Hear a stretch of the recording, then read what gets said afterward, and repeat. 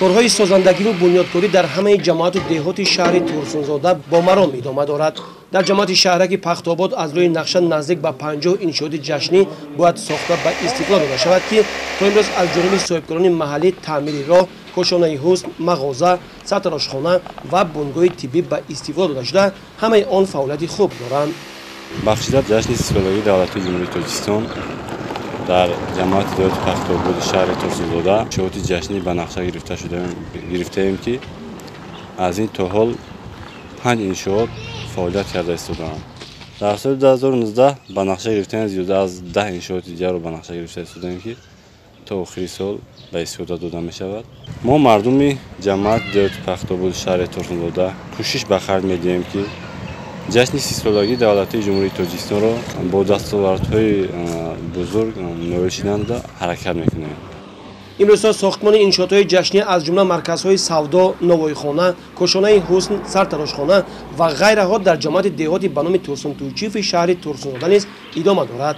سزاوار پیشواز گرفتن جشن سیسکولوژی دولتی جمهوری تاجیکستان، جماعت ترسون تویچیف در سمت آبادانی و کارهای سازندگی و آبادکاری در حدود جماعت همگی 42 بند را موافق نقشه به قید گرفته شده است.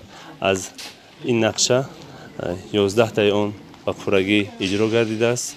در نقشه چهاربینی جماعت ترسون تویچیف در سال 2019 سه سالی به نام سیمبا، یعنی در اونجا یک نقشه طرح نو زمانه یک کارخانه کلان اونجا به نقشه گرفته شده است. در اونجا ساختمان ها دوام داده است.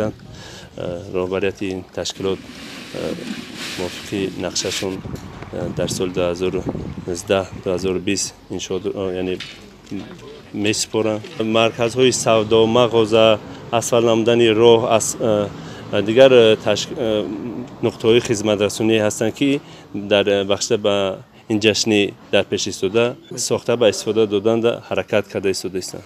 دستاوردهای دوران استقلالیت از آن گواهی می‌دهند که مردم وطن دوست و سربلند کشور تحت سروری راهبر دولت جناب عالی امامی رحمان در تحکیم اقتدار اقتصادی تاجیکستان سهم ارزنده می‌گذارند و سعی و تلاش به خرج می‌دهند که بهر آبادی کشور سهمگذار باشند. مقامات اجرایی حکومت دولتی شهر ترسونزاده در یک جایگی با صاحبکاران با ننگ و ناموس مقصد دارند جهت بهتر کردن خدمت رسانی ساحه اجتماعی من بعد نیز کارهای سازندگی و بنیادکاری را ادامه دهند. گزارش خورشید علیموف صاحب نور عبدالرسولов از شهر ترسونزاده برای برنامه اطلاعاتی نوی.